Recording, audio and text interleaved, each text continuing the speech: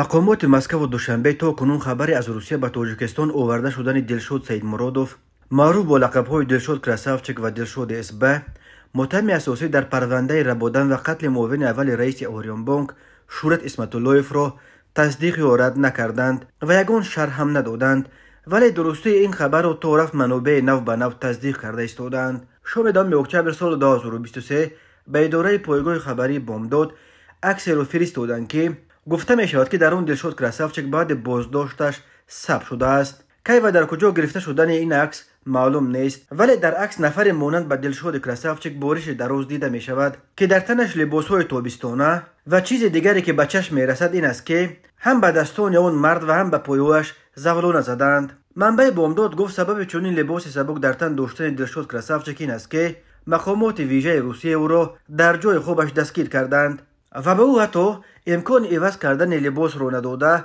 به مقامات تاجیکستان سپاریدند. همصحبت بامداد گفت در آوردن دلشاد کراسافچک از روسیه یکی از نقش‌های اساسی را دادستان کل یوسف رحمان و اداره دادستانی کل بازی کرده است. در اساس چه معامله به سپردن دلشاد کراسافچک راضی شدن جانب روسیه معلوم نیست. مسکو قبلا خواهش مقامات بلندپایه تاجیکستان را در مورد بازداشت و استرداد او صرف نظر کرده بود. اولین شده خبری از روسیه آوردن دلشاد سیدمرادوف را محمد اقبال صدرالدین سردبیر کانال اپوزیسیونی اصلاح تیوی نشر کرد. او روز 10 اکتبر سال 2023 خبر داد که مقامات تاجیکستان و روسیه در مورد به دوشنبه سپردن دلشاد سیدمرادوف موافقت کردند. مقامات تاجیکستان تا کنون این خبر را رد یا تصدیق نکردند. منابع غیر رسمی میگویند آوازه‌های در این باره در بین مقامات چرخ میزنند، ولی اگر دلشاد سیدمرادوف را آورده باشند او را از چشم عامه خیلی سخت پنهان کردند. یک منبع در مقامات انتظامی تاجیکستان روز 10 اکتبر به پایگاه خبری بامداد گفت همه چیز در این قضیه در دست مسکو بود. اگر راضی شده باشد بازداشت و به تاجیکستان آوردنش